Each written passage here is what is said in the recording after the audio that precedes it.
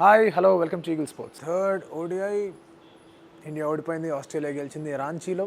And రాంచీలో we're expecting things to go India's way, India వైపు వెళ్తాయి అనుకుని మనం అందరం అనుకోవడం జరిగింది. బట్ థింగ్స్ అనేది ఆస్ట్రేలియా ఫేవర్లో వెళ్ళాయి. టాస్ మన వాళ్ళు గెలవడం జరిగింది. అండ్ ఈ సిరీస్లో కూడా ఎవరైతే టాస్ గెలిచారో వాళ్ళు మ్యాచ్ ఓడిపోతూ వచ్చారు. మన వాళ్ళు బౌలింగ్ తీసుకోవడం జరిగింది. డ్యూ పడుతుంది అని చెప్పేసి మనం మాట్లాడుకున్నాం. డ్యూ ఉండొచ్చు, కానీ కన్సిడరబుల్గా డ్యూ ఉంటుందా ఉండదా అనేది పెద్ద ఫ్యాక్టర్ అవుతుంది. ఫస్ట్ బ్యాటింగ్ చేసిన వాళ్ళు కూడా డిఫెండ్ చేసుకోగలిగే ఒక గ్రౌండ్ రాంచీ గ్రౌండ్ అని చెప్పేసి కూడా మనం మాట్లాడుకున్నాం. అండ్ ఆస్ట్రేలియా స్టార్ట్ చేసింది. అండ్ మన ఒక వీడియో గురించి కూడా మనం మాట్లాడుకున్నాం. అంటే ఇండియా ఎప్పుడైతే మ్యాచెస్ అయితే ఓడిపోతూ వచ్చిందో అందులో ఒక ప్యాటర్న్ ఉంది అని. ఆ ప్యాటర్న్ ఏంటంటే మిడిల్ ఓవర్స్లో మనకు కొంచెం చిన్న చిన్న సమస్యలు రావడం జరిగాయి. ఆ మిడిల్ ఓవర్స్లో ఫిఫ్త్ బౌలర్ కోటా అనేది కంప్లీట్గా లేకపోవడం, లేకపోతే ఒక బౌలర్ని ఎక్స్ట్రాగా టార్గెట్ చేస్తే కనుక మిగతా ఆ సపోర్టింగ్ బౌలర్స్ ఎవరైతే ఉంటారో వాళ్ళందరూ కూడా సరిగ్గా పర్ఫామ్ చేయలేకపోవడం. దీనివల్ల మిడిల్ ఓవర్స్లో ఎక్కడైతే మనం వికెట్లు తీద్దాం అనుకుంటాం అక్కడ వికెట్లు తీయలేకుండా ఉండడం అనేది అది మన డిఫిట్కి కారణంగా ఉంటుందని చెప్పేసి మనం మాట్లాడుకోవడం జరిగింది. వాళ్ళు ఎగ్జాక్ట్లీ కంప్లీట్గా అదే జరిగింది. Completely different start from Australia. Last time Finch and ఎలాగైతే ఖ్వాజా ఎలాగైతే స్టార్ట్ చేశారు, ఇవాళ అంతకన్నా గట్టిగా ఆడడం జరిగింది. 6 runs per over ఆడడం జరిగింది. ఖ్వాజా సెంచరీ కొట్టడం జరిగింది. ఫించ్ 93 దగ్గర అవుట్ అవ్వడం జరిగింది. అండ్ ఆ తర్వాత మ్యాక్స్వెల్ వచ్చి ఊపందించాడు ఆస్ట్రేలియా మొమెంటమ్కి. 6 నుంచి 6.5 ఆల్మోస్ట్ 7 దాకా తీసుకెళ్ళి ఒక యత్నం కూడా చేశాడు. అండ్ ఆస్ట్రేలియా చూసుకుంటే కనుక 20 overs 127, 40 overs దగ్గరకు వచ్చేసరికి 260 సంథింగ్, ఈజీగా ఒక 330, 340 కొట్టే రేంజ్లో ఆస్ట్రేలియాలో కనిపించారు లాస్ట్ 10 oversలో. But then again India pull things back. Kuldeep Yadav wicket తీసుకోవడం, ముఖ్యంగా Maxwell run out, Jadeja brilliance in the field, Dhoni deflection కరెక్ట్గా వర్కౌట్ అవుతుందో మ్యాక్స్వెల్ కనుక అక్కడ అవుట్ అవ్వకుండా ఉండుంటే స్కోర్ ఖచ్చితంగా ఒక 20 runs ఎక్స్ట్రా వెళ్ళేది. అలా కాకుండా మ్యాక్స్వెల్ వికెట్ పడిన దగ్గర నుంచి మళ్ళీ మన వాళ్ళు బ్రేక్ సప్లై చేయడం జరిగింది. షమి అండ్ బుమ్రా బ్రిలియంట్గా బౌలింగ్ చేయడం జరిగింది. కానీ లాస్ట్ 3 ఓవర్స్లో 48, 49, 50 ఓవర్స్లో బౌండరీస్ వెళ్ళిపోవడం జరిగింది. అండ్ అక్కడ మనం ఇంకా వెళ్ళి ఒక 305 అక్కడ దాకా రెస్ట్రిక్ట్ చేయొచ్చేమో అనిపించింది. బట్ ఒక 10 runs ఎక్స్ట్రా అనేది లాస్ట్లో వెళ్ళిపోవడం జరిగింది అనమాట. ఓవరాల్గా మంచి స్టార్ట్ ఖ్వాజా అండ్ ఫించ్ వాళ్ళకి ఇవ్వడం జరిగింది. Finch is back to form. And తన ఫామ్లో ఉంటే కనుక చాలా డిఫరెంట్గా, చాలా ఆమినస్గా ఉంటుంది. వాళ్ళు మనం చూసాం అది. ఖ్వాజా సెంచరీ కొట్టడం జరిగింది. మ్యాక్స్వెల్ బాగా ఆడడం జరిగింది. ఆ తర్వాత వికెట్లు పడ్డాయి. హ్యాండ్స్కామ్ వికెట్ పడింది. తర్వాత మళ్ళీ చూసుకుంటే Stoinis and Carey held things together and went about it. Shaun Marsh మళ్ళీ ఫెయిల్ అవ్వడం జరిగింది. ఆస్ట్రేలియా సెలక్షన్లో కూడా మనం మాట్లాడుకోవడం జరిగింది, ఒక ఎక్స్ట్రా పేసర్ ఉంటే కనుక బాగుంటుంది అని చెప్పేసి. సో జాంపా ఆర్ లైన్లో ఒక కాల్ తీసుకోవాలి ఆస్ట్రేలియా వాళ్ళు అనుకొని, కానీ అక్కడ చూసుకుంటే కూల్టన్ ఆయిల్ వెళ్ళిపోవడం జరిగింది. సో జాయ్ రిచర్డ్స్ అనే టీంలోకి తీసుకున్నారు. And then they wanted both the spinners to be there.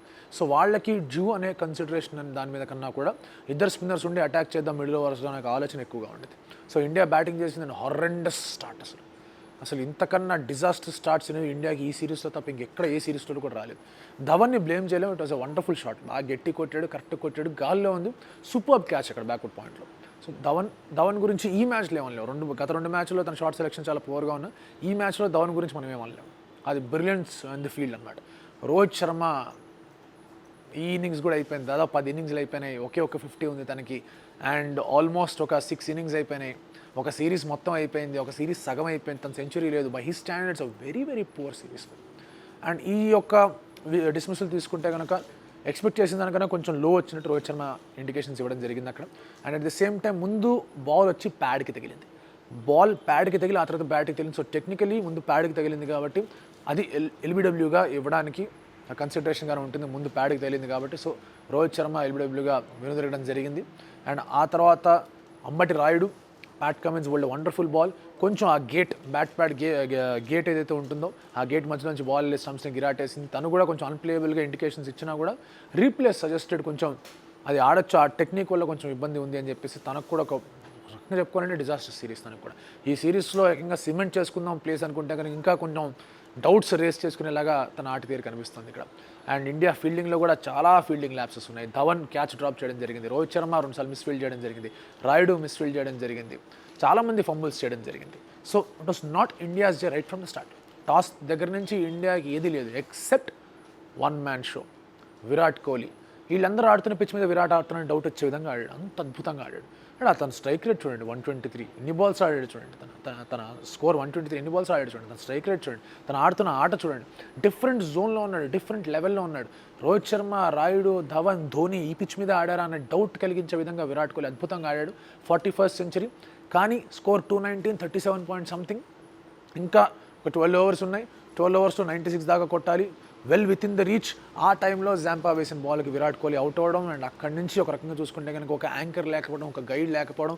Vijay Shankar try చేశాడు, తను వెనుదిరిగాడు. జడేజాని బ్లేమ్ చేయడానికి లేదు, బ్యాట్స్మెన్ అందరూ వెళ్ళిపోయారు. జడేజా షాట్స్ తగలలేదు, తను ఆడలేకపోయాడు. స్లో స్కోర్ ఉంది కదా, జడేజానే కారణం అనుకోవడం చాలా తప్పు. మళ్ళీ తన మీద హాట్స్టార్లో చూస్తుంటే కనుక ఫ్లాగ్ జనరేట్ అవుతూ వచ్చింది, బట్ జడేజాని బ్లేమ్ చేయలేం. ఎస్, తను బాగా ఆడుండొచ్చు, బట్ తన వల్లే ఓడిపోయామంటే కనుక that is not the correct way of explanation. అలాగే ఇక్కడ తీసుకుంటే కనుక తర్వాత ప్యాక్ ఆఫ్ కార్డ్స్ లాగా వికెట్స్ కూడా పడిపోవడం జరిగింది. సో ఇండియా 281కి ఆల్అౌట్ అవ్వడం జరిగింది 48.2లో. Identical number of deliveries last second మ్యాచ్లో కూడా 48.2కి ఆల్అౌట్ అయ్యారు మన వాళ్ళు. అండ్ ఈ మ్యాచ్లో డౌట్స్ అనేవి ఏవైతే ఉన్నాయో అవి ఇప్పటిదాకా సమాజ్ చేసి ఉంచారు, బట్ ఈ డౌట్స్ అనేవి ఇప్పుడు రేజ్ అవుతూ వచ్చాయి. 7 runs per over ఉంటే కనుక ధోని కరెక్టా? అక్కడ ధోని స్లో స్టార్ట్ తీసుకుంటున్నాడు, 2 4లు కొట్టాడు, ఒక మంచి 6 కొట్టాడు. జాంపన్ ఆడదాం అనుకున్నాడు, యాక్డ్ హిమ్సెల్ఫ్, బాల్ కొంచెం ఫుల్ వచ్చింది, ఒక షాట్ ఆడదాం అనుకున్నాడు, బౌల్డ్ అయిపోవడం జరిగింది. సో 7 runs per over ఉన్నప్పుడు ధోని స్టైల్ ఆఫ్ బ్యాటింగ్ అనేది వర్కౌట్ అవుతుందా?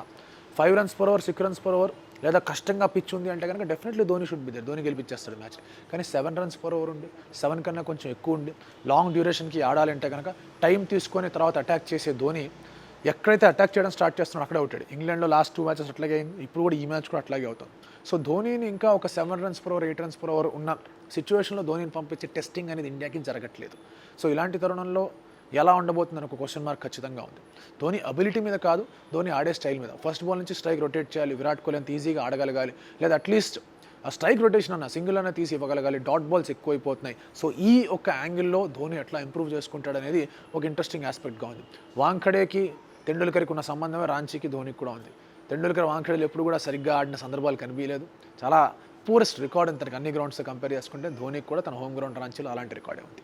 ఇంకోటి ఏంటంటే కనుక అంబటి రాయుడు మీద చాలా వెళ్ళిపోతుంది. ఒక 2 down బ్యాట్స్మెన్గా బాల్ కొంచెం మూవ్మెంట్ ఉన్నప్పుడు, ఎక్స్ట్రా పేస్ ఉన్నప్పుడు ఇండియాలో తనకి ఇబ్బంది అవుతుంది, ఇంగ్లాండ్లో ఎలా ఉండబోతుంది అని చెప్పేసి. సో ఇలాంటి కన్సిడరేషన్స్ ఉన్నాయి కాబట్టి చాలా కష్టంగా ఉంటుంది. ఓపెనర్స్ ఫామ్ అనేది క్లిష్టంగా ఉంది. కుల్దీప్ యాదవ్ రన్స్కి వెళ్తే మిగతా బౌలర్స్ ఎలా అవుతాయని కొన్ని ఉన్నాయి. అఫ్కోర్స్ బౌలింగ్ విషయంలో ఇది ఒకటే ఒక్కరోజు అబెరేషన్. సో బౌలింగ్ గురించి మనం ఎక్కువగా ఆలోచించక్కర్లేదు. పాజిటివ్స్ చూసుకుంటే కనుక Vijay Shankar can bowl 8 overs, Vijay Shankar can bat, ఎక్కడైనా ఆడగలడు. జాదవ్ కొంచెం స్లోయిస్గా తను కూడా కొంచెం he could not get going, ఎందుకంటే వాళ్ళు చాలా బాగా బౌలింగ్ చేస్తున్నారు. Virat was settled in different zone. So ఇలాంటి పరిస్థితుల్లో కొన్ని ఉన్నాయి, ఎస్పెషల్లీ ఓపెనర్స్ ఫామ్ ఒకటి, రాయుడు పొజిషన్ ఒకటి, అండ్ అలాగే ఇక్కడ చూసుకుంటే కనుక ఒక రకంగా ఈ ఒక 7-8 runs per over ఉన్నప్పుడు బ్యాటింగ్ ఆర్డర్ ఎలా ఉండాలని చెప్పేసి ఇవన్నీ క్వశ్చన్సే. ఇవన్నీ కూడా ఆన్సర్స్ సరిగా రాలేదు, but this is the time India should get answers. ఏం జరుగుతుందో చూద్దాం, బట్ ఒక అబరేషన్గానే క్రియేట్ చేసుకోవాలి. India still favourites to win the series. Next మ్యాచ్లో కొన్ని చేంజెస్ జరగవచ్చు, దాని గురించి వచ్చే వీడియోలో మాట్లాడుకుందాం. బట్ బాగా పోరాటం జరిగింది, విరాట్ కోహ్లీ ఒంటి చేత్తో పోరాటం చేయడం జరిగింది. సపోర్ట్ కూడా చాలా తక్కువ లభించింది. కొంచెం సపోర్ట్ ఎవరి దగ్గర నుంచి లభించుంటే కనుక మ్యాచ్ గెలిపించేసేవాడు. It was a good day for Virat as a batsmen, but a bad day for Indian cricket team. And ఈ వీడియో కనుక మీకు నచ్చితే లైక్ చేయండి, కామెంట్ చేయండి, షేర్ చేయండి. అండ్ వెళ్లే ముందు ఒక మంచి ట్రిబ్యూట్ ఇండియా వాళ్ళు చేయడం జరిగింది క్యామఫ్లాజ్ క్యాప్స్తో ఆడుతూ. అది కూడా ఒక మంచి అప్రిషియేటివ్ జెస్చర్ ఇండియా దగ్గర నుంచి. ఈ వీడియో కనుక మీకు నచ్చితే లైక్ చేయండి, కామెంట్ చేయండి, షేర్ చేయండి. ఇలాంటి మరిన్ని వీడియోస్ కోసం please subscribe to Eagle sports. Thank you so much.